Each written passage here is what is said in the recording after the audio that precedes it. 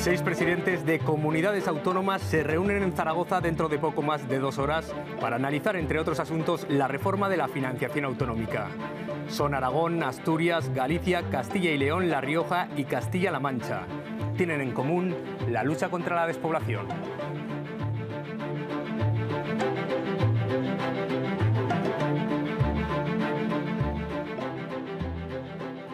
Y hoy en Buenos Días Aragón nos acompaña Carolina, el anfitrión de esta cita. Así es, una cita, les recordamos, que comienza a las 11 de la mañana, 6 comunidades autónomas que comparten una problemática muy determinada. Son territorios extensos, territorios poco poblados y además con una población envejecida. Muy buenos días, presidente de Aragón, Javier Lambán.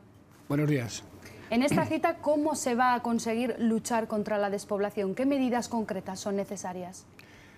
La cita en realidad aborda dos cuestiones íntimamente relacionadas entre sí. Uno, la necesaria revisión del modelo de financiación autonómica y otro, el de la despoblación. Digo que están relacionados entre sí, son dos caras de la misma moneda, porque con el actual sistema de financiación es imposible combatir la despoblación y, por otra parte, la despoblación obliga a sistemas de financiación que tengan en cuenta la orografía, que tengan en cuenta la densidad de la población, que tengan en cuenta el envejecimiento. Por tanto, luchar contra la despoblación es equivalente a luchar por un mejor modelo de financiación autonómica. Hubo una cumbre hace unos meses en la ciudad de León. En aquel momento ya hicimos un documento, ya hicimos un planteamiento respecto a lo ocurrido desde aquel momento. Se pueden señalar dos novedades fundamentalmente. La primera, que por desgracia no es una novedad, y es que el Gobierno de España, después de casi 2 años de pasada la conferencia de presidentes, donde se acordó una estrategia para combatir la despoblación y para la reforma del modelo de financiación, no ha hecho absolutamente nada. Y la otra novedad es que Europa, que por fin había incluido el criterio de la despoblación a la hora de planificar el reparto de los fondos de cohesión de la próxima década, finalmente lo excluyó. Y en esta cumbre lo que tratamos es de que Europa vuelva a incluir el criterio de la densidad de población a la hora del reparto de los fondos de cohesión. En función de lo que diga Europa, de esos criterios, territorios como Aragón y el resto que se reúnen hoy, pues piden que se tenga en cuenta exactamente la dispersión del territorio. Cuesta más llevar los servicios públicos en territorios donde la población tiene estas características, pero en el momento en el que estamos, con lo que queda de legislatura y donde Pedro Sánchez ya ha descartado prácticamente abrir este debate de la reforma del sistema de financiación autonómica, ¿cree factible, cree realista que se pueda llegar a abrir ese debate y a llegar a buen puerto? El sistema de financiación debió haberse modificado en el año 2014, es decir, vamos con 4 años de retraso. No hubo forma de conseguir que el anterior gobierno pusiera un documento sobre la mesa, y a este gobierno, los 6 presidentes autonómicos reunidos, le vamos a exigir, le vamos a pedir lo mismo que le pedimos al anterior. Ante la evidencia de que el actual sistema es insuficiente, ante la evidencia de que los servicios públicos están muy mal financiados, la educación, la sanidad, las políticas sociales, es urgente que se acometa la reforma de ese modelo. Todos sabemos que es difícil, todos sabemos que es complicado, hay que concitar la unanimidad o hay que concitar un consenso amplio entre comunidades autónomas que tenemos intereses totalmente distintos, pero cada día que pasa las dificultades de la financiación se van sumando una tras otra, aumenta la deuda, aumenta el déficit, y a eso hay que ponerle fin. Por tanto, cuanto más se tarde en afrontar el problema, más se tardará en resolverlo, obviamente. Y desde luego, por muchas dificultades que existan, nosotros entendemos que el Gobierno tiene que ponerse manos a la obra y tiene que reunir a los presidentes autonómicos en el Consejo de Política Fiscal y Financiera para tratar de aproximar posiciones. Seguimos con cifras, señor Lambán. El tema presupuestos aquí en Aragón. La semana pasada veíamos una imagen, la reunión de Pedro Sánchez con Pablo Iglesias. ¿Se va a poder repetir esta imagen en Aragón cuando además este fin de semana el líder de Podemos aquí en Aragón, Nacho Escartín, hacía estas declaraciones? Quiero que las vea y las escuche con nosotros.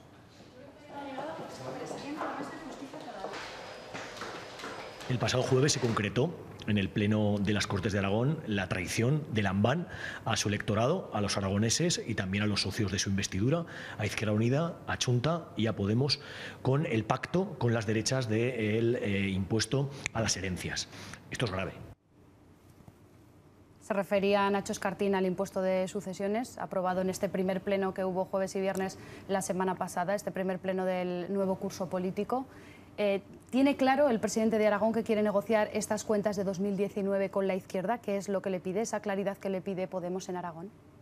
Desde el principio de la legislatura yo he tenido claro que, por coherencia, porque mi investidura fue posible gracias a un gran acuerdo de las fuerzas de izquierda de la Cámara y en torno a unas prioridades determinadas, que era la recuperación de los servicios públicos y la recuperación de los derechos, es decir, la implementación de políticas de igualdad desde la Administración autonómica.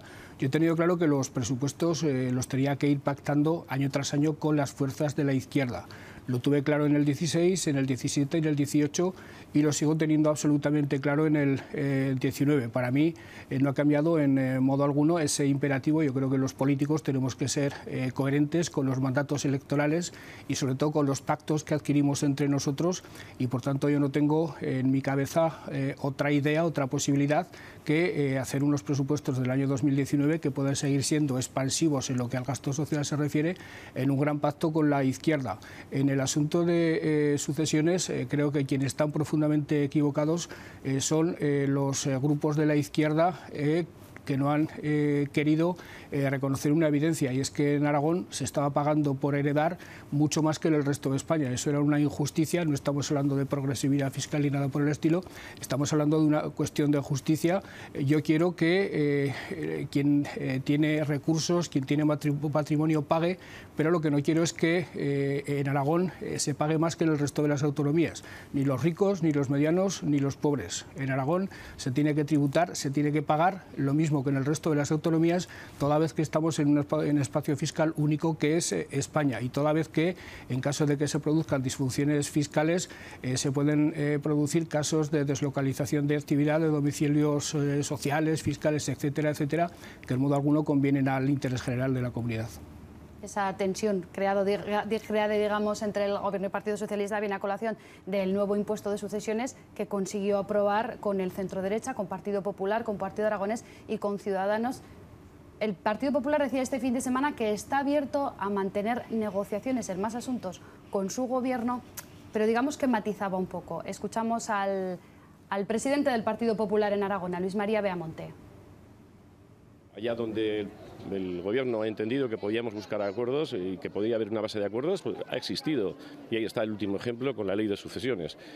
En cualquier caso, veo difícil un entendimiento con el PSOE, porque el PSOE es un PSOE y el Gobierno es un Gobierno sectario, un Gobierno que está en manos de Podemos.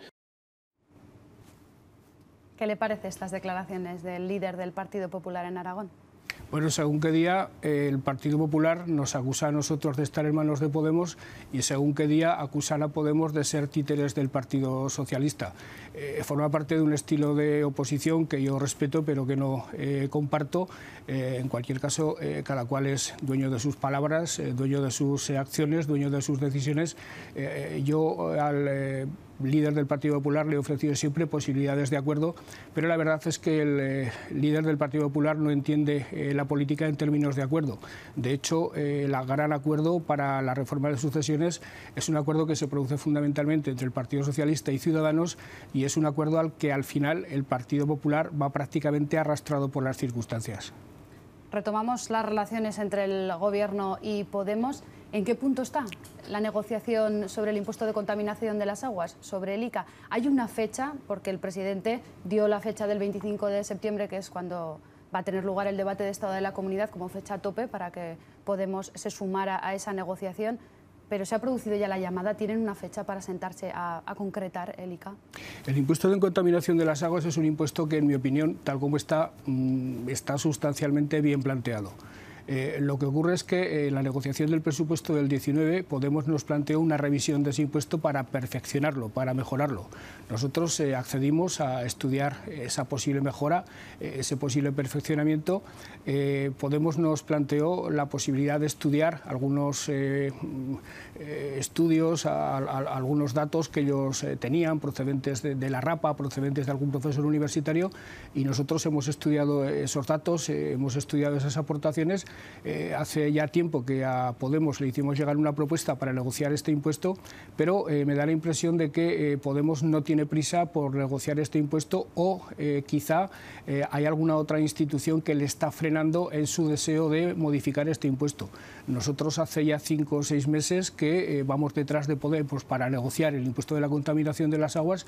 No ha habido forma de sentarlos a la mesa y yo lo que he dicho es que el Gobierno no está en modo alguno dispuesto a seguir aceptando la responsabilidad de ser el causante de que no haya un acuerdo.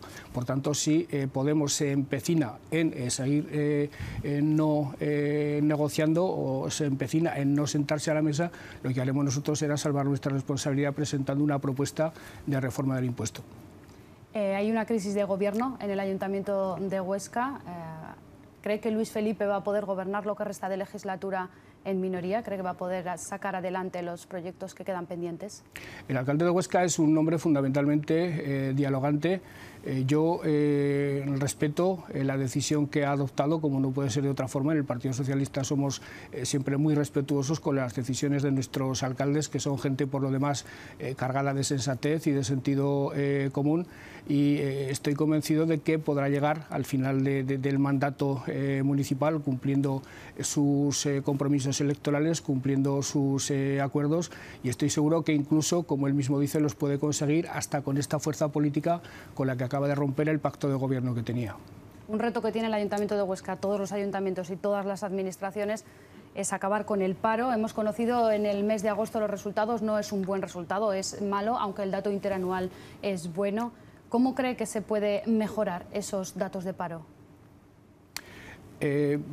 Parece evidente y no aceptarlo como tal, creo que es un error por parte de quien lo haga, que se está produciendo desde el principio de año una desaceleración en la economía española, cosa que hasta cierto punto es normal, porque no era razonable pensar que íbamos a estar creciendo siempre un punto por encima de lo que está creciendo la Unión Europea, además de otras razones que no viene al caso comentar. Eso evidentemente va a incidir en el desempleo.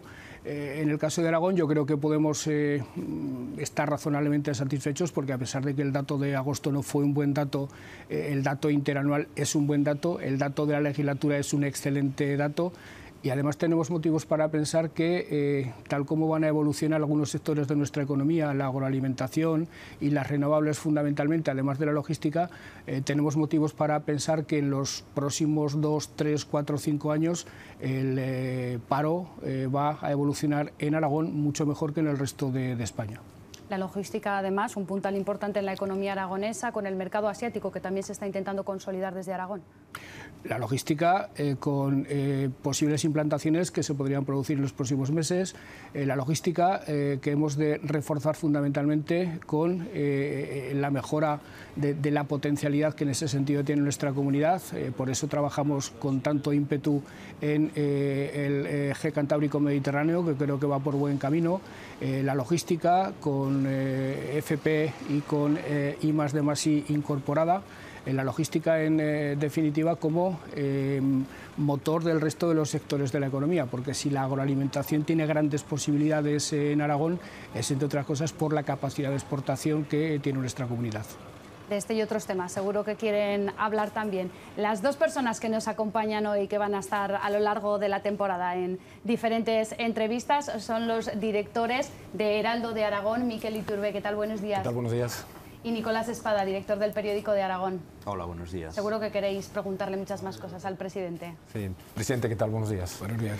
100 días de Sánchez, los primeros 100 días de Sánchez, y lo comentábamos al principio de esta entrevista, es importante que de alguna forma la relación que existe entre las comunidades autónomas, especialmente entre Aragón y el Gobierno central, sea buena, pero todavía no se ha visto ningún encuentro entre usted y el presidente, no se han visto en estos 100 días, y asuntos tan importantes como la financiación autonómica pasan básicamente por un entendimiento. ¿Ve posibilidades de que ese entendimiento sea real, de que nos veamos a corto plazo con el presidente Sánchez y podamos de alguna forma acelerar estos procesos, aunque ya ha dejado Sánchez claro que no tiene la menor intención de reformar el modelo de financiación? El presidente Sánchez va recibiéndonos a los presidentes autonómicos por orden de aprobación de los estatutos, por tanto creo que son todavía 3 los presidentes autonómicos que han de ser recibidos por el presidente Sánchez antes que yo. La financiación autonómica entiendo que no ha de tratarse bilateralmente entre los presidentes autonómicos y el presidente del Gobierno. Nosotros somos firmemente partidarios de que la financiación autonómica se aborde de manera multilateral en el Consejo de Política Fiscal y Financiera, porque no es un asunto a resolver entre Aragón y España, es un asunto a resolver entre todas las comunidades. Esto es una forma de decir que jamás aceptaremos una solución a la financiación autonómica pactada unilateralmente entre Cataluña y el Estado. Desde luego tampoco entre Aragón y el Estado, ha de plantearse en marcos multilaterales, y con el presidente Sánchez de lo que hay que hablar es de otras cuestiones sí bilaterales entre Aragón y el Estado, como puede ser las infraestructuras, las inversiones, fundamentalmente este tipo de cuestiones. Repito, la financiación, problema fundamental, la despoblación, problema fundamental, son asuntos que han de abordarse en marcos multilaterales, con la presencia de todas las comunidades autónomas. Lo que ocurre, si me permite, presidente, que en estos 100 días todavía no se ha visto con él, ni formalmente ni extraoficialmente. No he visto al presidente del Gobierno, he hablado varias veces con él, no lo he visto, repito, lo veré, me imagino que a no mucho tardar, una vez que se vea con 3 presidentes autonómicos, que les corresponde la visita a la Moncloa antes que yo, pero sí que he tenido muchas entrevistas con prácticamente todos los ministros del Gobierno. La interlocución entre el Gobierno de Aragón y el nuevo Gobierno de España está siendo espléndida. Yo he hablado con todos los ministros, los consejeros del Gobierno se están viendo con todos los ministros, y las cuestiones bilaterales concretas de cada departamento y de cada ministerio se están abordando con mucha fluidez y creo que con muchas posibilidades de acuerdo. De hecho, hoy mismo la consejera de Cultura está viendo al ministro de Cultura para hablar de asuntos en general que nos competen a Aragón y a España, y en concreto de asuntos como el 7º centenario del Archivo de la Corona de Aragón o el asunto de los bienes de Sigena, de las pinturas, que a no mucho tardar deberían volver a Aragón. Un encuentro, por cierto, que se produce a la 1 de la tarde y del que vamos a estar muy pendientes en los servicios informativos. Nicolás. Sí, a mí me gustaría continuar un poco con las relaciones con Podemos, con sus socios de gobierno. Fueron difíciles con el anterior secretario general de Podemos aquí en Aragón, Pablo Echenique, lo son con el actual alcalde de Zaragoza, Pedro Santisteve. En Huesca, ya hemos comentado, Luis Felipe ha tenido que cambiar su gobierno por las relaciones con Cambiar Huesca. ¿A qué cree que es debido que existan estas relaciones políticas tan difíciles entre el PSOE y Podemos y todas sus confluencias? Bueno, yo en el caso concreto de las relaciones entre el Gobierno y Podemos niego la mayor. Creo que las relaciones se han producido en términos bastante razonables, bastante positivos y bastante fructíferos. Hemos aprobado 3 presupuestos, hemos tenido algunos desencuentros, por lo demás conocidos, hemos dejado atrás alguna ley muy importante para nosotros, pero en general, y dado el origen de nuestra relación, de donde veníamos unos y otros, de las diferencias de cultura política, etcétera, etcétera, yo estoy razonablemente satisfecho de cómo se han producido las relaciones. Con el Ayuntamiento de Zaragoza es otra cuestión, pero vaya, el problema del alcalde de Zaragoza no es con el Gobierno de Aragón, el problema del alcalde de Zaragoza es con el mundo, el problema del alcalde de Zaragoza es que no se ha entendido absolutamente con nadie. Y le puedo decir que por parte de este presidente y por parte del Gobierno de Aragón ha habido la permanente intención, la permanente vocación, la permanente voluntad de entenderse con él, al igual que con el resto de los ayuntamientos de Aragón. Y lo cierto es que lo hemos conseguido con todo el mundo, menos con el alcalde de Zaragoza. Da por definitivamente rotas las relaciones con el alcalde de Zaragoza, con el Ayuntamiento de Zaragoza. Hablaba hace un instante de esa dificultad para poder alcanzar un acuerdo respecto al ICA con Podemos, y hablaba de una institución, que es lógicamente el Ayuntamiento de Zaragoza. ¿Da por rotas esas relaciones? No, en absoluto. Yo tuve una entrevista con el alcalde. En esa entrevista quedamos en que había de reunirse cuanto antes la comisión bilateral que establece la ley de capitalidad para abordar todos los asuntos pendientes. El consejero de Presidencia remitió al alcalde antes del verano una lista con todos los asuntos que nosotros entendemos que han de abordarse en la comisión bilateral para que ellos añadieran los que entendieran por su parte que era necesario incluir, y estamos esperando una respuesta. Es decir, nosotros tenemos absolutamente abierta nuestra disposición, estamos totalmente dispuestos a abordar todos los temas pendientes, pero los que interesan a las dos partes. El problema con el alcalde de Zaragoza es que solo quiere hablar de los asuntos que le interesan a él y excluye o posterga los asuntos que no le interesan a él, con lo cual lo que está en duda por mi parte es la voluntad real de llegar a acuerdos del alcalde de Zaragoza, que me da la impresión de que suele vivir más a gusto en la confrontación que en el acuerdo. Desde luego no ese es el deseo del Gobierno y estamos a tiempo todavía de reconducir esa relación. No hay más que llegar a un acuerdo en los temas que han de detrás de la comisión bilateral y reunir a esa comisión bilateral. Y los temas son, en mi opinión, lo suficientemente interesantes para las dos partes, que si hubiera voluntad real el acuerdo sería muy sencillo. Me gustaría incidir también en algún tema económico. La economía aragonesa marcha bien, aunque en el último trimestre se ha frenado un poco el crecimiento, pero está creciendo por encima del crecimiento que hay a nivel nacional. Hay mucho tirón por parte de Opel en estos momentos, también lo hay por parte de las empresas de eólicas que se están instalando aquí en Aragón, incluso de agroalimentación. ¿No sería quizá el momento de plantearse una ampliación de la plataforma logística de Zaragoza? ¿Y de otras plataformas? Y de otras. De la de Zaragoza, evidentemente, por suerte estamos en vísperas de tener que tomar esa decisión. Digo por suerte porque eso quiere decir que se ha vendido mucho suelo y que ya necesitamos más suelo para poder estar a la altura de la demanda que se nos puede producir en los próximos tiempos, pero eso ya lo tenemos que hacer concretamente con la plataforma de Fraga para el desarrollo del proyecto del Grupo Costa, lo cual es una excelente noticia también. Un apunte muy rápido, si no os importa. Retomando el tema del Ayuntamiento de Zaragoza y las relaciones con el alcalde Santisteve, ¿cree que el candidato que salga de las primarias del Partido Socialista en el Ayuntamiento de Zaragoza pueden mejorar esas relaciones? Y en cualquier caso, ¿es verdad algunos comentarios que hacen algún candidato que deja entrever que existe algún candidato o candidata del aparato del partido? Primero, a la primera pregunta le respondo con claridad. El interlocutor socialista en el Ayuntamiento de Zaragoza hasta el fin del mandato será el portavoz del grupo municipal, que se llama Carlos Pérez Anadón. Los candidatos son, hasta que llegan las elecciones, candidatos, exclusivamente candidatos. Y quien actúan como interlocutores en las instituciones son los portavoces o quien el partido designa. No va a ser el alcalde de Zaragoza quien le diga al Partido Socialista quién tiene que ser su interlocutor.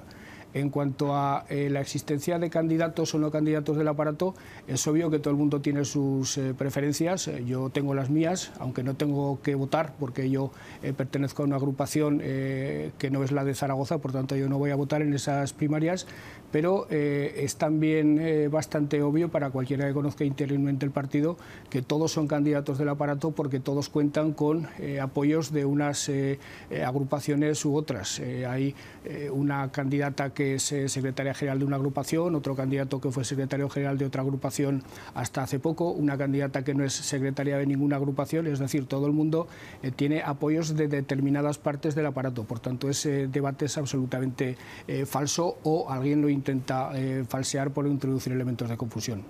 Por cierto, relevará a la consejera de Universidad, Pilar Alegría, si al final es elegida ella candidata del PSOE. No. ¿Podrá compatibilizar los dos? Absolutamente. ¿Es su candidata preferente o preferida? Acaba de decir que tiene sus preferencias. ¿Sería esa su candidata preferente o preferida? Yo creo que como no nos hemos acostumbrado en este país todavía a las primarias, las afrontamos con la no suficiente dosis de naturalidad con lo que tendríamos que afrontarlas. Y como no las afrontamos con demasiada naturalidad, todavía nos constreñimos demasiado a la hora de manifestar preferencias, y esto me obliga a decirle que no le puedo decir cuál es mi preferencia. Bueno, pues con esa naturalidad es que nos tenemos que ir. Ya me perdonarás porque es que el presidente tiene que hacer una entrevista ahora con los compañeros de Aragón Radio. Le agradecemos que haya estrenado la temporada de Buenos Días Aragón, presidente. Muchas gracias.